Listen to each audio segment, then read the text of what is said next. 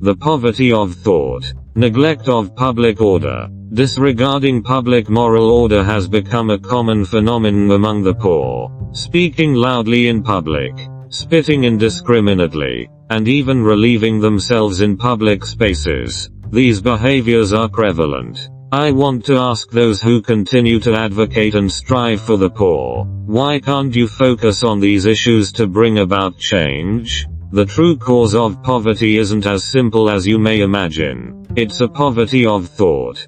Poverty is not just a lack of material resources, it's also a mental dilemma. While pursuing economic improvement, we need to pay attention to their cultural literacy. Only by elevating their intellectual horizons can the poor break free from the shackles of poverty. Advocacy and efforts are undoubtedly commendable, but if we cannot fundamentally change the mindset of the poor, all these efforts will be in vain. Let's work together to focus on the inner world of the poor, guiding them to break free from the troubles of poverty. Only in the freedom of thought can they find true wealth.